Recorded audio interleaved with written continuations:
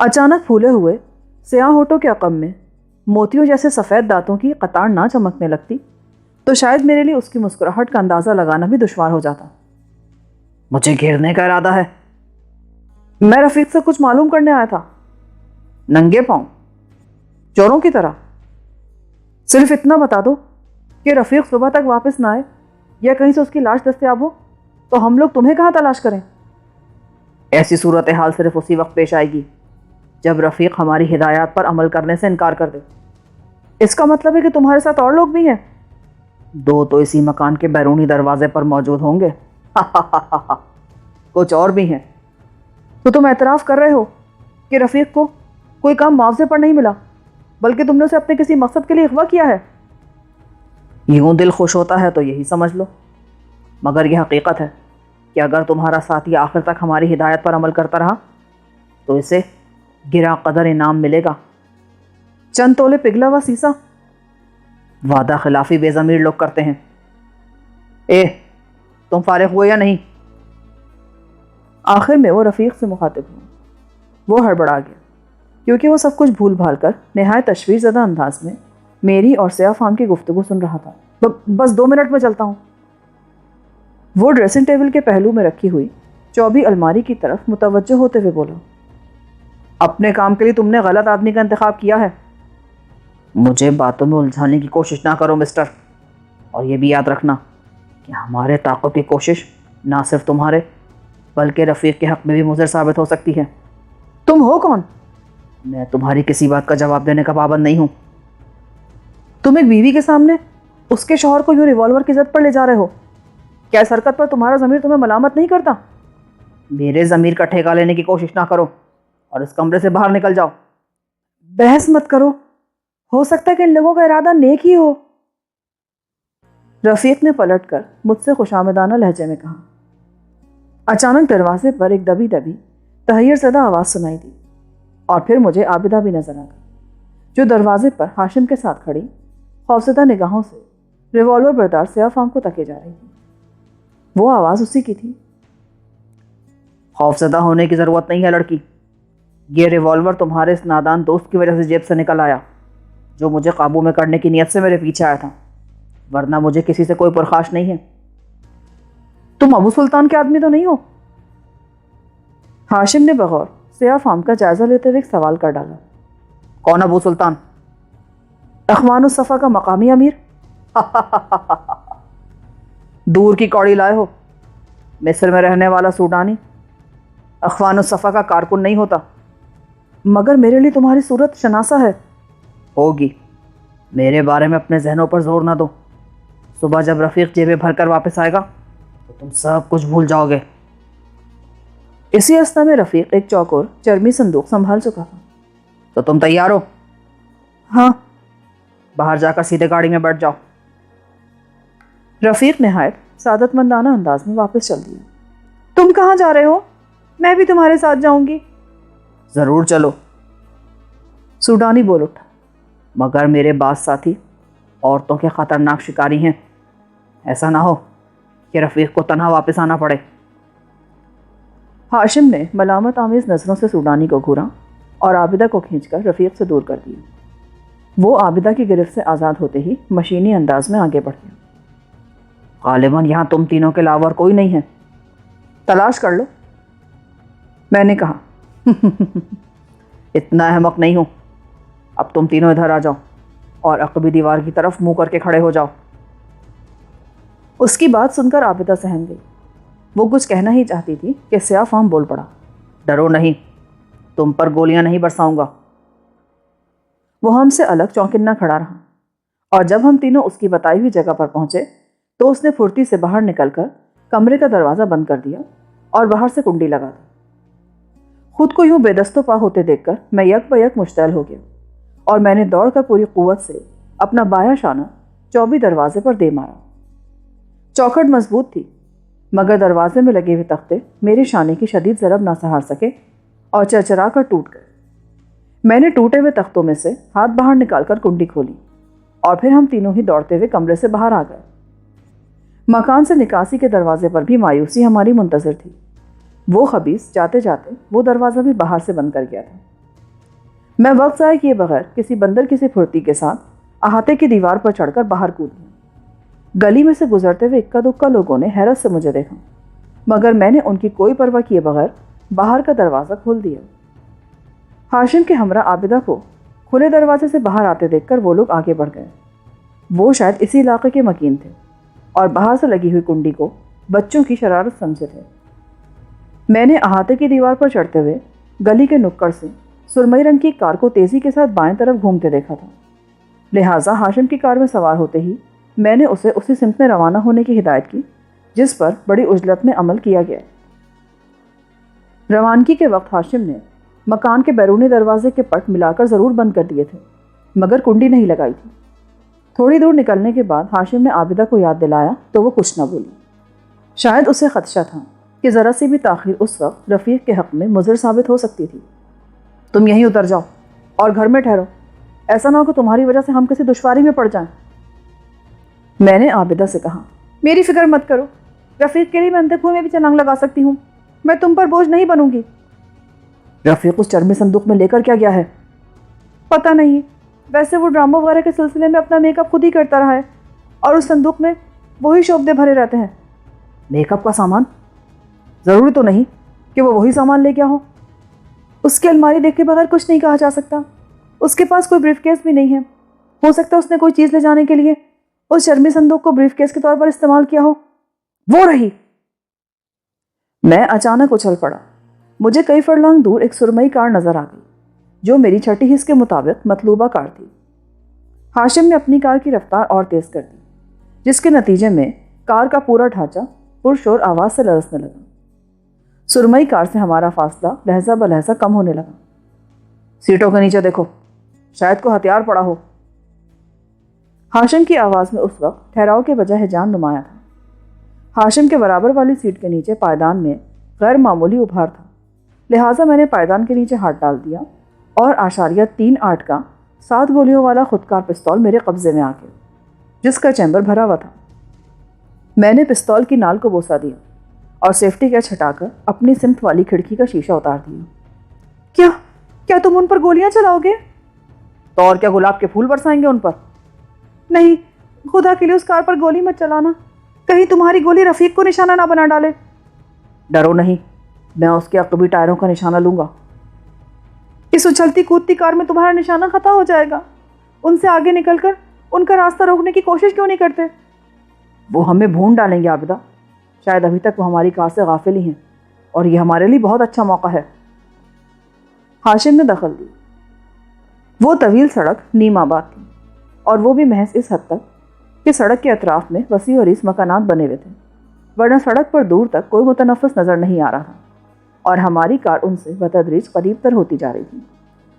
جو ہی میں نے محسوس کیا کہ فاصلہ مناسب ہے، میں نے پستول والے ہاتھ سمیت اپنا دھڑ کھلی ہوئی کھڑکی سے باہر نکال دی۔ آنکھوں میں تیز ہوا لگتے ہی آنسو منڈائے۔ میں نے دھڑ اندر کر کے آستین سے اپنی ڈبڈبائی ہوئی آنکھیں خشک کی اور اس بار دھڑ باہر نکالتے ہی سرمئی کار پر یکے بعد دیگرے 2 فائر کر دیے۔ وہ مارا! ہاشم کی مسرت آمیز آواز ابھری۔ فائر ہوتے ہی سرمئی کار سڑک کے ایک سرے سے دوسرے سرے تک اس بری طرح لہرائی تھی کہ پہلے مجھے بھی اپنا نشانہ کارگر ہونے کا یقین ہو گیا، مگر اگلی کار کے وہ لہریے فائر سے بچنے کے لیے تھے اور اس میں کامیابی کے بعد ہی اس کی رفتار بڑھا دی گئی تھی۔ میری نظر ہاشم کے داہنے پاؤں پر پڑی، جس نے ایکسیلیٹر کے پیڈل کو پائیدان میں پیوست کرنے میں کوئی کسر نہیں چھوڑی تھی۔ فاصلہ بدستور قائم تھا، شاید سرمئی کار کا انجن بھی اپنی رفتار کی آخری حدوں پر چل رہا تھا، ورنہ ہم سر پیٹتے رہ جاتے۔ وہ رفیق کو مار نہ دے۔ خاموش بیٹھی رہو۔ ہاشم بول رہا ہے۔ میں نے پہلی بار اس کے لہجے میں درندگی کے آثار محسوس کیے۔ پھر ہم تینوں کے ہاتھ پیر پھول گئے۔ سرمئی کار کی بریک لائٹس یک بہ یک جل اٹھتی تھی اور سڑک پر ٹائر چیخ اٹھتے تھے، جن سے اٹھتا ہوا دھواں صاف دیکھا جا سکتا تھا۔ اس قدر تیز رفتاری پر اچانک پورے بریک لگانا بہت ہی خطرناک تھا۔ سرمئی کار بے قابو ہو کر گھسیٹتی ہوئی کافی دور تک چلی گئی اور پھر سڑک کے بیچ میں رک گئی۔ ہاشم نے بھی کار کی بریک لائٹس دیکھتے ہی اپنا داہنا پیر بریک پیڈل پر رکھ دیا تھا۔ اس کی کار نے جھٹکا لیا، مگر رفتار میں سریعت سے کمی واقع نہیں ہوئی۔ ہماری کار آنن فانن میں سرمئی کار سے ٹکراتی نظر آ رہی تھی، کیونکہ اگلی کار کے مقابلے میں ہاشم کی کار کے بریک ناقص تھے۔ اس نے 2-3 بار پیڈل کو پمپ کر کے بریک لگائے، مگر اس وقت تک وقت اپنا فیصلہ صادر کر چکا تھا۔ اگلی کار سے 3 فائر ہوئے۔ رائفل کے دھماکوں سے فضا لرز اٹھی۔ پھر ان دھماکوں میں ہماری کار کے اگلے ٹائروں کے پھٹنے کا شور بھی شامل ہو گیا اور کار تھوڑی دور تک اچھل کر ساکت ہو گئی۔ پہلے فائر نے داہنا ٹائر ناکارہ کیا، دوسرا بونٹ کو چھلنی کر گیا اور شاید ریڈیٹر بھی اس کی زد میں آیا تھا، اور تیسرا فائر بائیں ٹائر کو برباد کر دیا۔ تیسرے فائر کی بازگشت معدوم ہونے سے پہلے ہی سرمئی کار برق رفتاری سے آگے بڑھ گئی اور ہاشم کا منہ لٹک گیا۔ چند لمحوں تک ہم دونوں سکتے کے عالم میں کار میں ہی بیٹھے رہے۔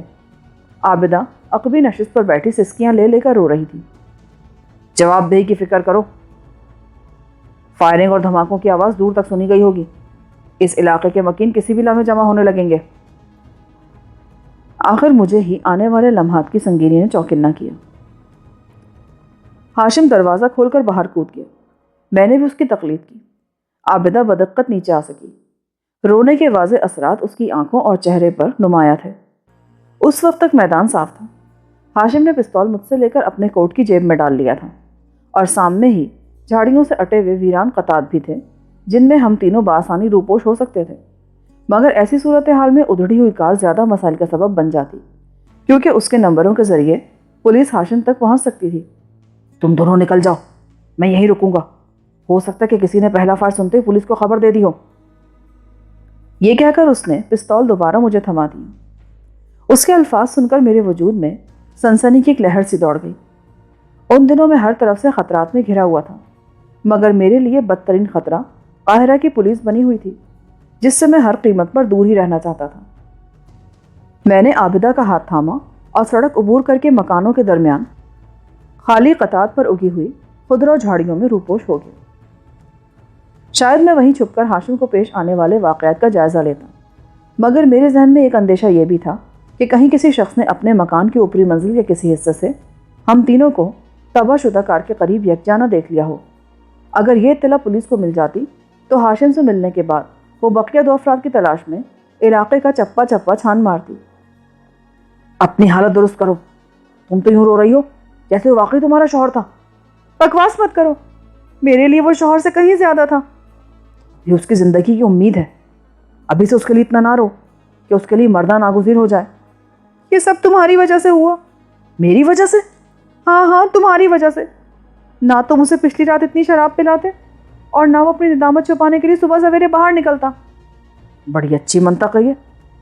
پھر تو سب سے بڑا قصور اس کی ماں کا ہے، نہ وہ پیدا ہوتا اور نہ جو اسے اغوا ہونا پڑتا۔ وہ کھسیائے ہوئے انداز میں بے اختیار ہنس پڑی۔ خدا کا شکر ہے، میں تو سمجھ رہا تھا کہ تم ہنسنا ہی بھول گئی ہو۔ پتہ نہیں وہ کون لوگ ہیں اور اسے کیوں اٹھا کے لے کے گئے ہیں، وہ تو کسی سے الجھتا بھی نہیں تھا۔ دشمنی کا معاملہ ہوتا تو وہ سوڈانی اسے گھر نہ لاتا۔ یہ عقدہ اسی وقت حل ہوگا جب یہ پتہ چلے گا کہ وہ چرمی صندوق میں کیا لے گیا تھا۔ ہمیں بارونق علاقے تک رسائی حاصل کرنے کے لیے کم و بیش 2 میل پیدل چلنا پڑا، پھر ایک ٹیکسی کے ذریعے ہم گھر پہنچ گئے۔ مجھے یہ دیکھ کر حیرت ہوئی کہ بیرونی دروازے کے پٹ بدستور بند تھے اور ان میں کسی کی دخل اندازی کے آثار نہیں تھے۔ میں نے تو سنا تھا کہ قاہرہ چوری چکاری کے سلسلے میں خاصا بدنام ہے۔ میں نے بستر پر دراز ہوتے ہوئے کہا، درست سنا تھا۔ باہر سے کنڈی کھلی ہونے کی وجہ سے یہ معلوم ہی نہیں ہو رہا تھا کہ اس وقت گھر ویران پڑا ہے، ورنہ کوئی نہ کوئی ضرور اندر گھس آتا۔ یہاں بھی ایک کوتاہی بچت کا بہانہ بن گئی۔ اگر گھر کا صفایا بھی ہو جاتا اور ہم رفیق کو بچا لانے میں کامیاب ہو جاتے تو میں پرواہ نہ کرتی، مگر اب طبیعت فکر مند ہے۔ پینے پلانے کے بارے میں کیا خیال ہے؟ اس وقت میں تمہیں پینے نہ دوں گی، مجھے تمہاری توجہ اور ہمدردی کی ضرورت ہے۔ مجھ پر تمہارا ایسا کوئی حق تو نہیں ہے۔ مجھے تنگ مت کرو، رفیق سے تو مجھے کافی عرصے سے والہانہ محبت ہے، مگر اس کے بعد اگر کسی نے مجھے واقعی متاثر کیا ہے تو وہ صرف تمہاری ذات ہے۔ ارے باپ رے، تو اس کا مطلب ہے میرے اغوا کی باری ہے؟ تم بہت اجڑ ہو، تمہیں دوسروں کے دلی جذبات کا ذرا بھی پاس نہیں ہے۔ دوسروں کے جذبات کا پاس نہ ہوتا تو اس وقت تمہارے ساتھ رفیق کے اغوا کا جشن منا رہا ہوتا۔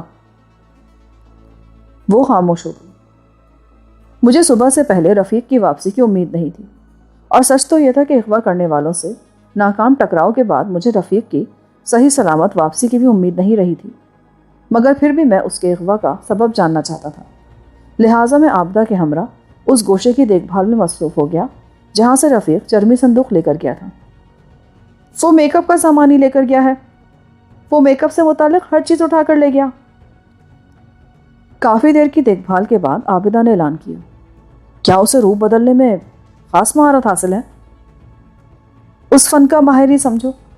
لوگوں کو ٹھگنے کی وارداتوں میں وہ اکثر میرے خد و خال میں تبدیلی کرتا رہتا تھا تاکہ پکڑے جانے کا احتمال نہ رہے، اور اس کے باوجود بے روزگار رہتا ہے۔ فلم اور ٹی وی پر ایسے لوگوں کی اجارہ داریاں ہیں جو غازہ، پاؤڈر اور رنگوں سے سوانگ بھرتے ہیں۔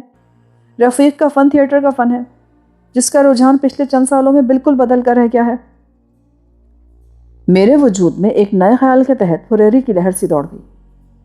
تو فی الحال یہی کہا جا سکتا ہے کہ ان لوگوں نے کسی کی شخصیت کو بدلوانے کے لیے رفیق کو اغوا کیا ہے، اور شاید وہ شخصیت کسی خطرے سے دوچار ہے۔ ہوا کرے، مگر کسی کو یہ حق کیسے مل گیا کہ اپنی جان بچانے کے لیے دوسروں کو بے درے خطرات میں جھونک دے؟ اس پر بحث بعد میں ہوتی رہے گی، فی الحال مجھے بے چینی سے ہاشم کا انتظار ہے۔ میں نے جان چھڑانے کی نیت سے کہا، کیونکہ اب میرا ذہن ایک واضح لائن پر سوچنے میں مصروف ہو چکا تھا۔ میرے لیے اس وقت ایک ایک پل گزارنا دوبھر ہو رہا تھا، مگر مشکل یہ تھی کہ میں ہاشم کے بغیر ذرا بھی پیش قدمی نہیں کر سکتا تھا۔ شام ڈھلنے والی تھی مگر ہاشم کا کہیں پتہ نہیں تھا۔ اس کے بیان کے مطابق رجب کو رہائی ملے کئی گھنٹے گزر چکے تھے، اور قاہرہ میں وہ واحد شخص تھا جسے سیتا کے بارے میں سب سے بہتر معلومات حاصل ہونی چاہیے تھیں۔ آخر کار مغرب کے وقت وہ آ ہی پہنچا۔ اس کے چہرے سے شدید تھکان اور مزملال کا اظہار ہو رہا تھا۔ کہاں رہ گئے تھے ہاشم؟ وہاں سے بڑی مشکل سے گلو خراسی ہوئی۔ پولیس کو بمشکل میری کہانی پر یقین آ سکا۔ رجب کو کیا رہا؟ مجھے معلوم تھا تم یہ سوال ضرور کرو گے، میں اسی کے پاس سے ہوتا ہوا آ رہا ہوں۔ وہ اتنا ہی کہہ پایا تھا کہ عابدہ آ گئی۔ کچھ پتہ چلا رفیق کا؟ آج پہلی بار مجھے پرانی کار کی وجہ سے خفت اٹھانی پڑی۔ وہ لوگ ایسے صاف نکلے کہ اب ان کا سراغ لگانا مشکل ہے۔ اس موضوع پر عابدہ کی تھوڑی سی تشفی کے بعد ہاشم نے قہوے کی خواہش کا اظہار کیا، جس کا مطلب محض عابدہ کو وہاں سے رخصت کرنا تھا۔ سیتا اسی کے باغ میں روپوش تھی، مگر رجب نے اسے وہاں غیر محفوظ خیال کرتے ہوئے دوسرے ٹھکانے پر منتقل کر دیا تھا، اور لوگوں کی توجہ مبذول کرانے کے لیے رفیہ نامی ایک لڑکی کو سارے خطرات سے آگاہ کرتے ہوئے سیتا کے بھونڈے میک اپ میں فارم پر رہنے پر آمادہ کر لیا۔ یوں پولیس کی ساری توجہ ادھر مبذول ہو گئی۔ وہاں سولومن کے ہاتھوں رفیہ ہی ماری گئی تھی، مگر سیتا کہاں ہے؟ پروگرام کے مطابق اسے ایک صحرائی قافلے میں شریک ہو کر سوڈان جانا تھا۔ سوڈان؟ تو کیا وہ وہاں پہنچ گئی؟ رجب تو فوراً ہی پکڑا گیا تھا۔ اسے تو یہ تصدیق کرنے کا موقع بھی نہ مل سکا کہ سیتا اس کے باغ سے مقررہ مقام پر بحفاظت پہنچی یا نہیں۔ تم اندازہ لگا سکتے ہو کہ اس نے سیتا کو کس کی تحویل میں دیا تھا۔ ابو سلطان کا نام تمہاری زبان سے بلا وجہ نہیں نکلا تھا، اس کا مطلب ہے اخوان الصفا کا ہیڈ کوارٹر خرطوم میں ہے، اور اس خالص مذہبی تنظیم کا مقامی امیر ابو سلطان رجب کے گہرے دوستوں میں سے ہے۔ لیکن آج رجب فون پر اس سے رابطہ قائم کرنے میں ناکام رہا۔ سیتا سے اس مذہبی تنظیم کو کیا ہمدردی ہو سکتی ہے؟ اخوان الصفا زیر زمین تنظیم ہے جو حقیقی اسلامی انقلاب کے لیے کوشاں ہیں، اور اس کے اراکین فلسطین کے مسئلے پر جہاد کو فرض تصور کرتے ہیں۔ لہٰذا فلسطینیوں کے ہمدرد ہونے کی بنا پر سیتا ان میں بھی مقبول ہے۔ تم نے رفیق کو اغوا کرنے والے کو اخوان الصفا کا حوالہ کیوں دیا تھا؟ وہ سوڈانی تھا، اور ایک زمانے میں مجھے اخوان الصفا سے قریب رہ کر کام کرنے کا موقع مل چکا ہے۔ میرا خیال تھا کہ میں اسے پہلے بھی کہیں دیکھ چکا ہوں۔ تم بتا سکتے ہو کہ رفیق کو کیوں اغوا کیا گیا ہے؟ میں تو ابھی تک کسی نتیجے پر نہیں پہنچ سکا۔ تمہاری رائے کیا ہے؟ سیتا ابھی تک قاہرہ میں ہے۔ کیا؟ اس کا رفیق کے اغوا سے کیا تعلق ہو گیا؟ سنتے جاؤ۔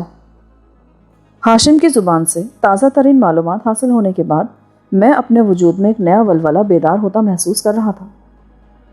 سیتا ابو سلطان کی تحویل میں دے دی گئی، مگر حالات اتنی تیزی سے تبدیل ہوئے کہ مجوزہ صحرائی قافلہ اپنے سفر کا آغاز نہ کر سکا، اور پھر رجب کے مضافاتی فارم پر پولیس کے دھاوے کے بعد ابو سلطان نے قافلے والا منصوبہ ترک کر دیا۔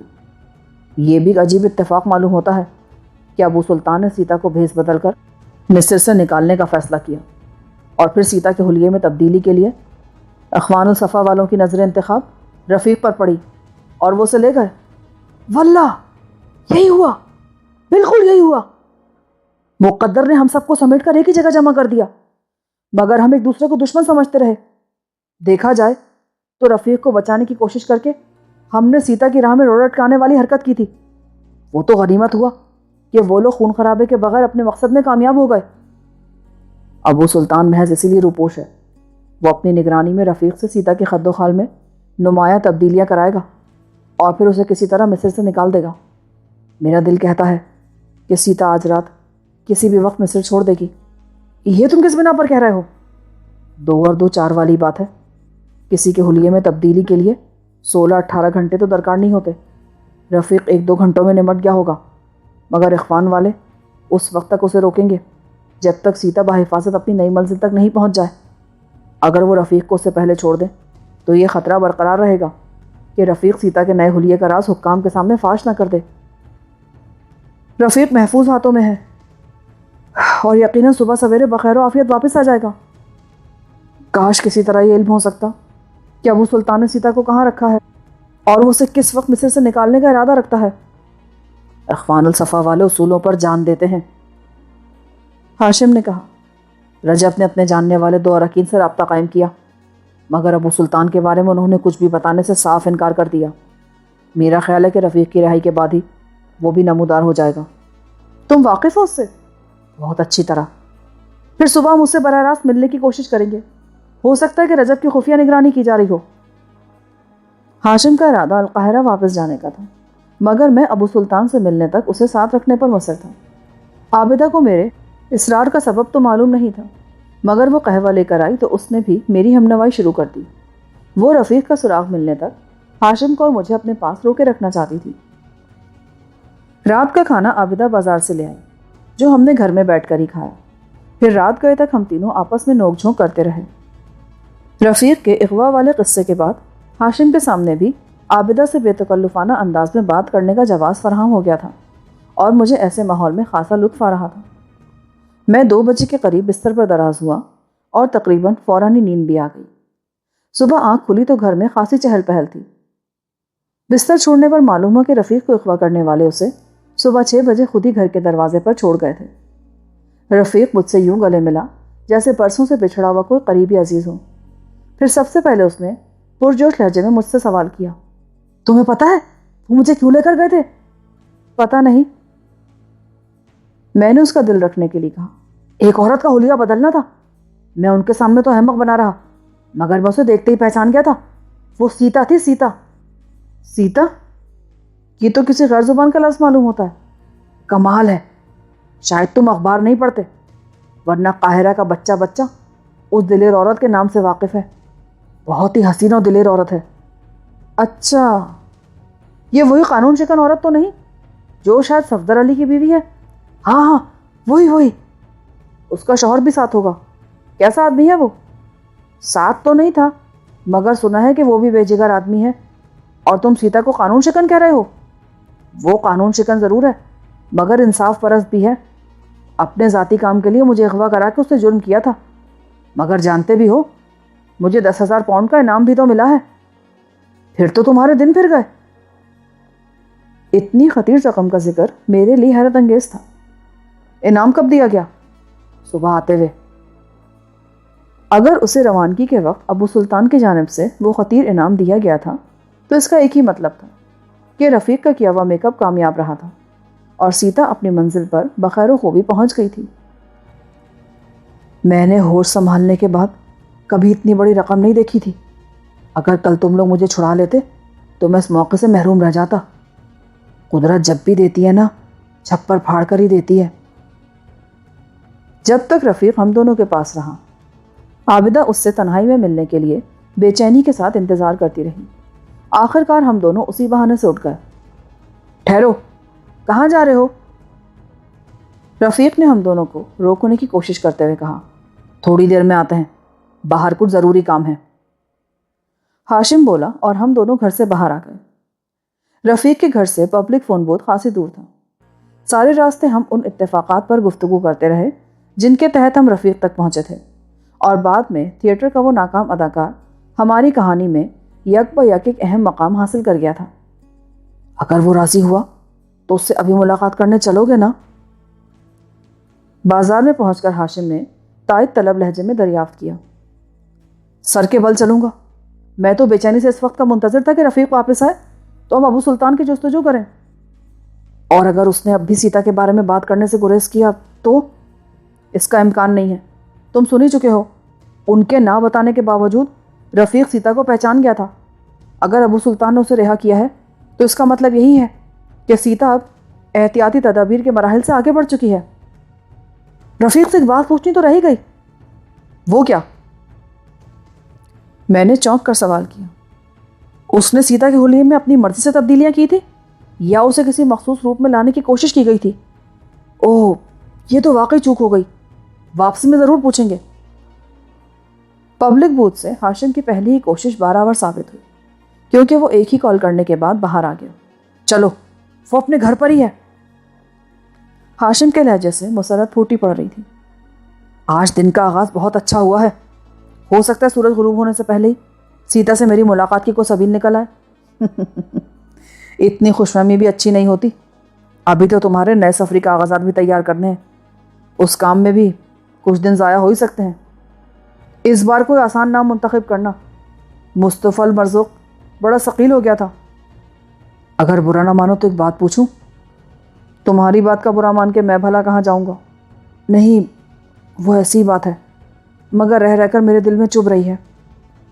اس کے لہجے پر میں چونک پڑا، وہ یقیناً کوئی خاص بات پوچھنے والا تھا۔ تم نے تو مجھے بے چین کر دیا ہاشم، میں اب بھی زبان بند ہی رکھتا، مگر اب ہم کسی بھی لمحے ایک دوسرے سے جدا ہو سکتے ہیں، اور میں اس سے پہلے تم سے عابدہ کے بارے میں کچھ معلوم کرنا چاہتا تھا۔